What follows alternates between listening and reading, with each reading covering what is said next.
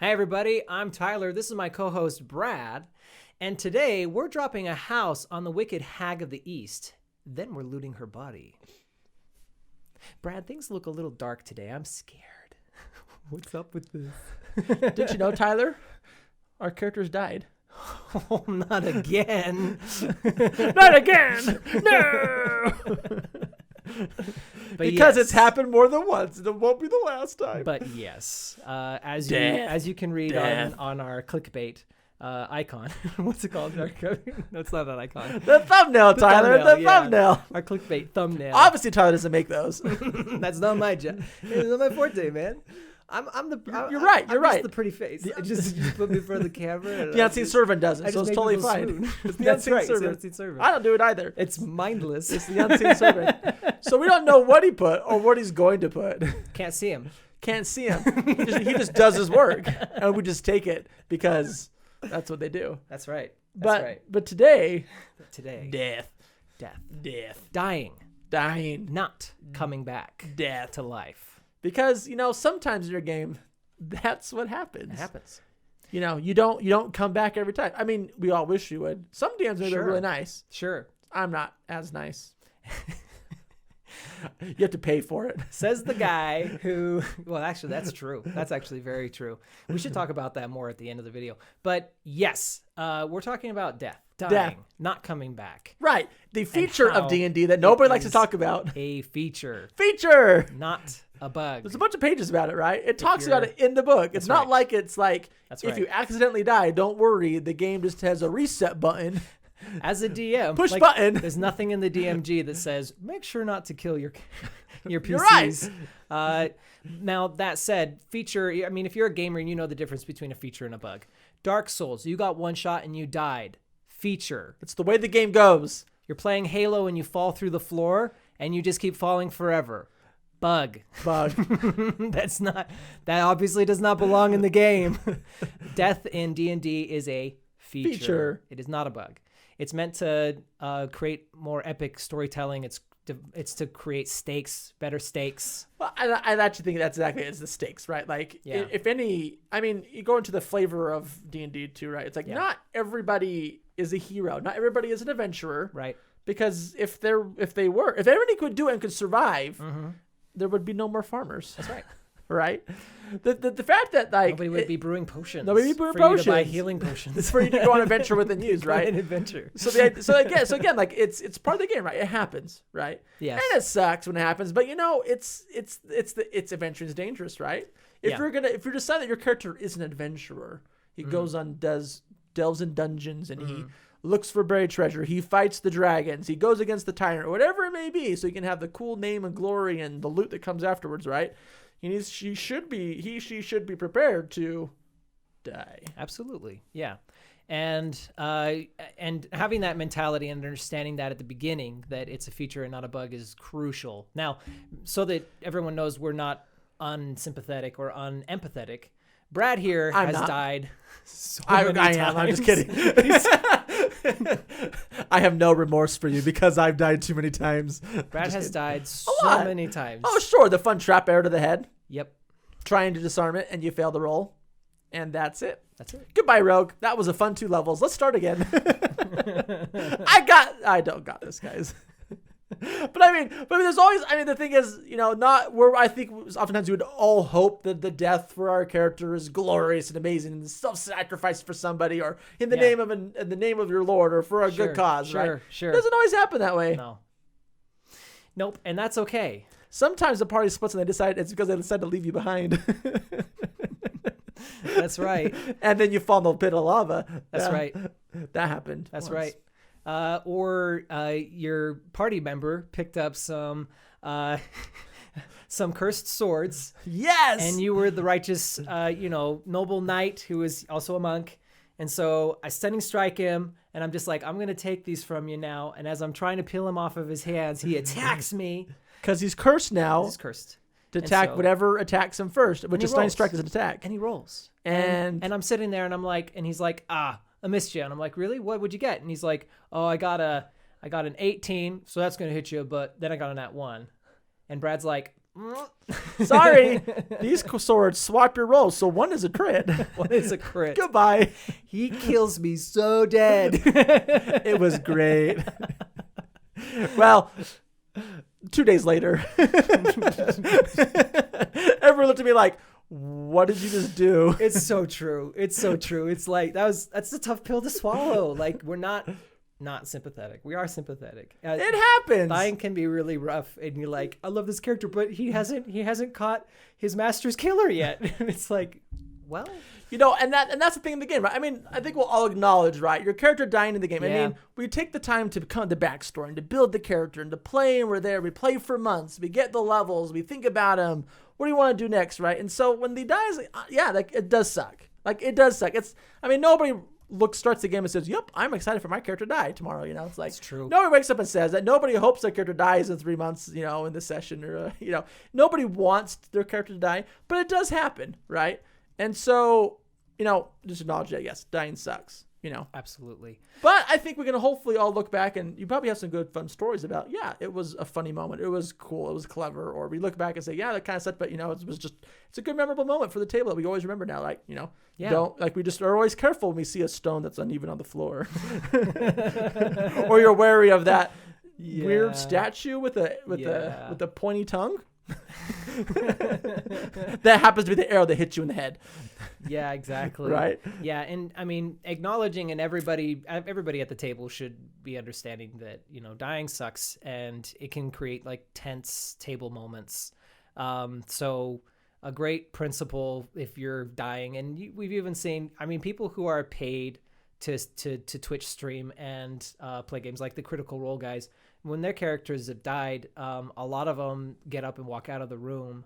Right, it's an emotional moment sometimes, right? Yeah. And they don't want to have it maybe necessarily ruin the table too much for everybody else, right? And so for that kind of person, step away and just take a moment to kind of just gather yourself and shed the tear if you need to shed the tear, or if you're that kind of group, you shed the tears with your group, right? But sure. If you get a little tense or about it, maybe you need to walk it off, or just kind of let the emotions kind of fall out for a second before you go back to the table. Yep.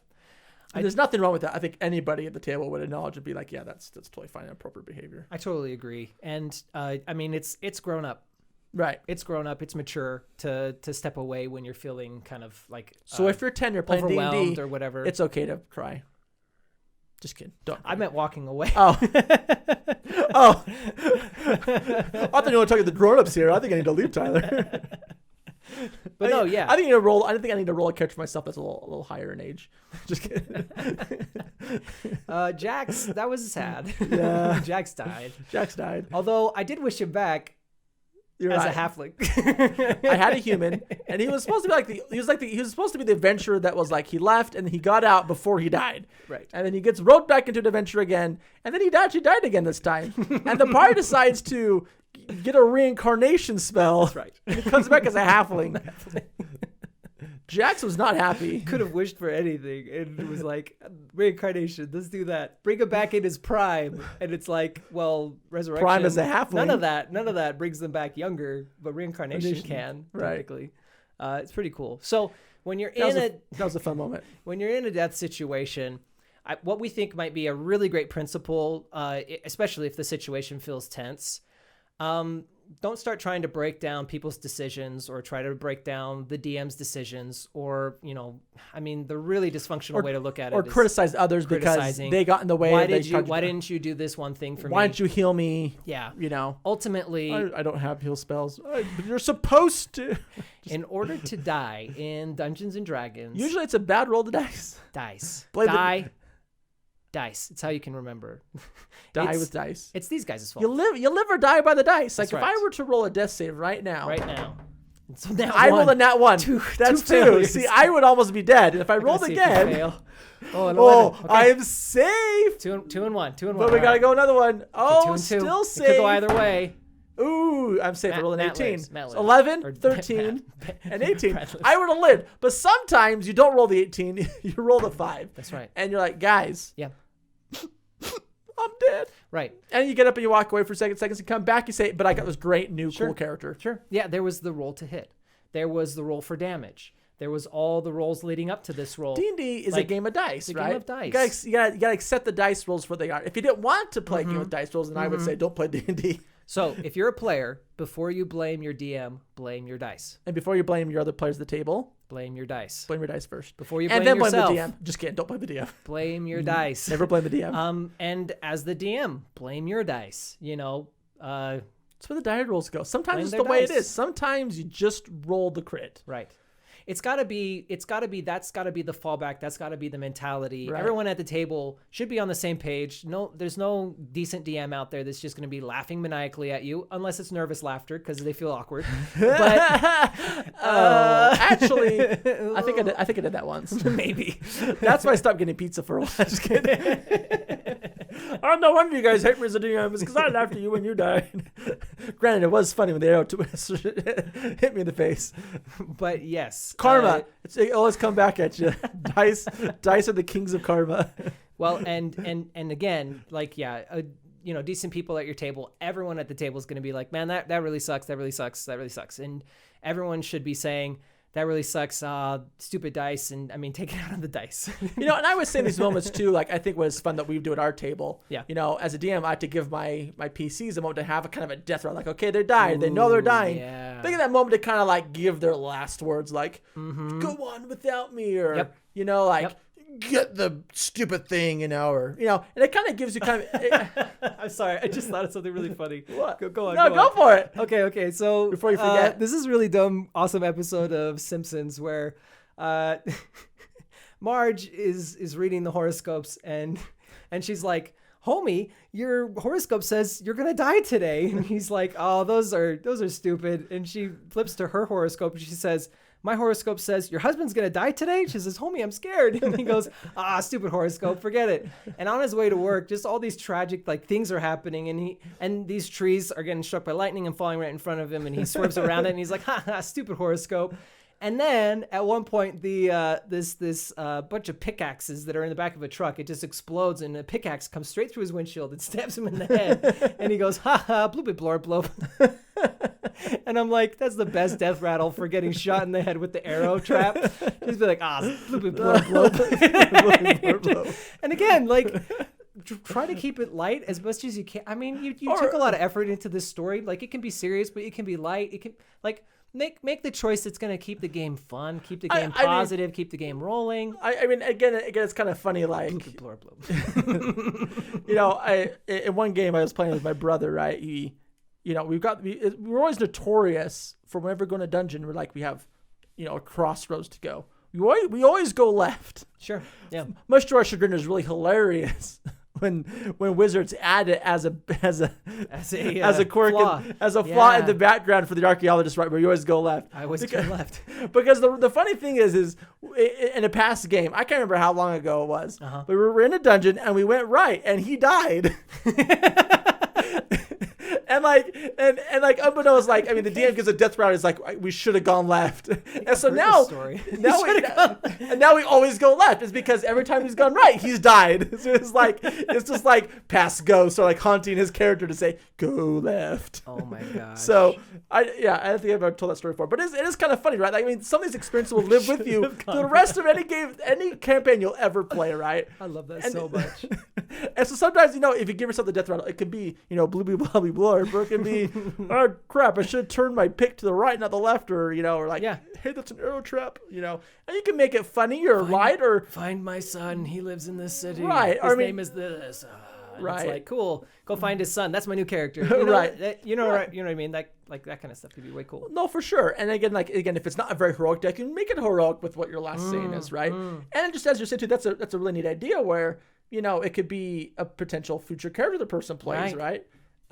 Also bring up too that this is a good principle, yeah. Yeah, I know where you're going. That sometimes with death, if you make it too big or too much, then it almost makes the point where maybe the party doesn't want to bring you back. Because sometimes bringing you back can be a long ordeal. It's expensive. Yeah. You need the right spell. Sometimes if it's not a spell, the party, you have to go to the right person, who then also it's a lot of money, right? And it can become kind of a miniature quest for the group, right? Yeah. And you want to make sure the group wants to go on that quest to save you, right? Right. But that always the door's not always open. So So you make it cool with a good death rattle. DM pro tip. Yeah. Give your PCs a death rattle. Absolutely. And I would say as a PC pro tip, something that really helps take the edge off of death is to dig into character creation and build a backup character that excites you. Yeah. So it's like, oh, I almost feel like it's too bad that I'm already playing this character because I really want to play that one.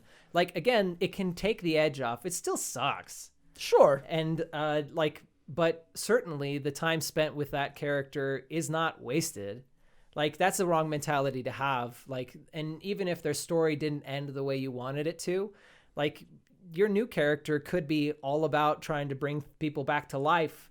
And so if you're high enough level, certainly you could just give them the spells. Get them spells, like work with your DM and be like, is there any way that I could have a diamond worth 500 gold? It's like that's what we're on the hunt for. Where do we find this treasure chest? Is there a diamond? I only care for the diamond. Gold, silver matters to me not. I just care for diamonds.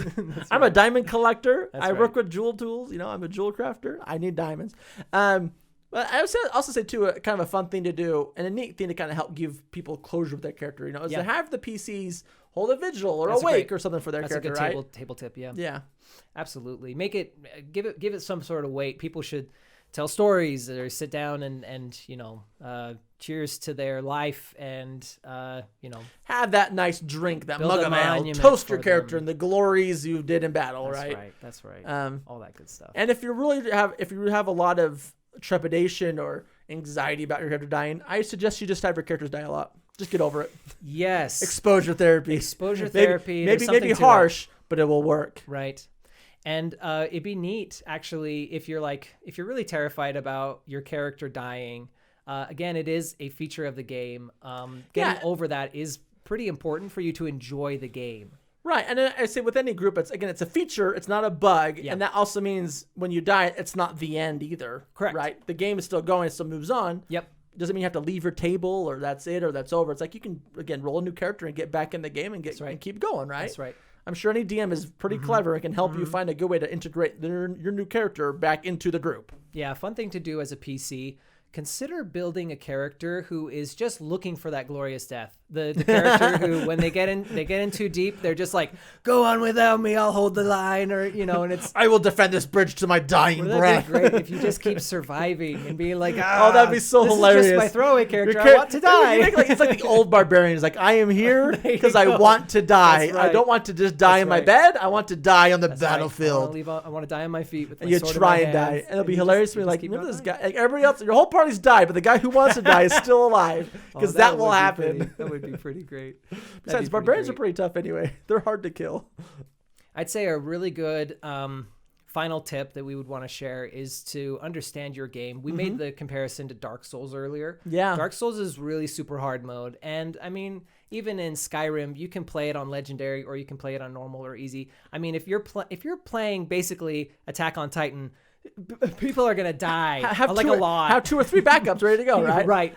If you're playing Full Metal Alchemist, then it's a little less, Right, it's like, for sure. A few people are going to die. It's going to be pretty dramatic. But again, like, but again, the story's still moving on, right? Yes, you're playing Attack on Titan. Like, Full Metal Alchemist is maybe the idea of, people don't die until their story arc is done. Attack on Titan, a lot of times people die and their story arc is not done. You could say Game of Thrones too, but it just started. You're just like, whoa. I just learned this character's name for the first time and now he's dead. Yeah. Oh, I like this guy who's I don't.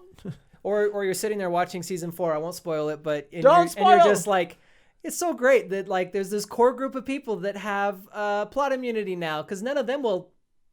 Oh no! Wait, spoiler! Comment if you know what I'm talking about, and also mark it for spoilers, please, because we don't want to spoil it for anybody else. Hey, I think Unseen Servant note here. Put spoiler on the screen. Spoiler alert! Spoiler! Somebody dies in Attack on Titan. I'm gonna have it say nope. Anyways, with something again, I reiterate again too. Yeah, I agree with you. Understand your game, right? Every game table is different. Kind of calling back to right session 0, right? Know what kind of game you're getting into. Are you getting into a Dark Souls game? Are you getting into a different game?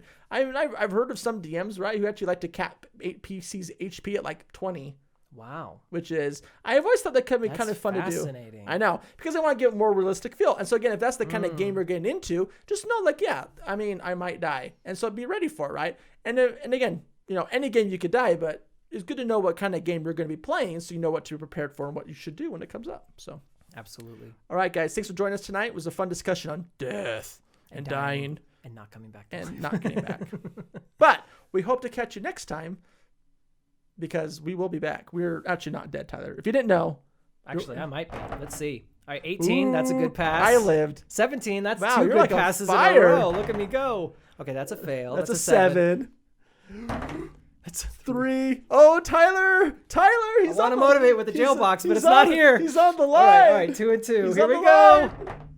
Oh, 16. He survived. We were not sure who's going to pass the death saves in this one, but we both survived. So that means we will catch you next time. Thanks, guys. We'll see you later. You want a what?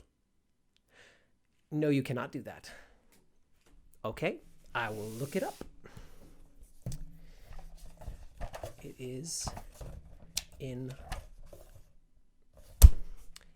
one of these for sure. Hold on. I'm gonna find it. Is this an adventure? No, that's not it. Here it is. You cannot use dark vision in the darkness spell. You need blind sight.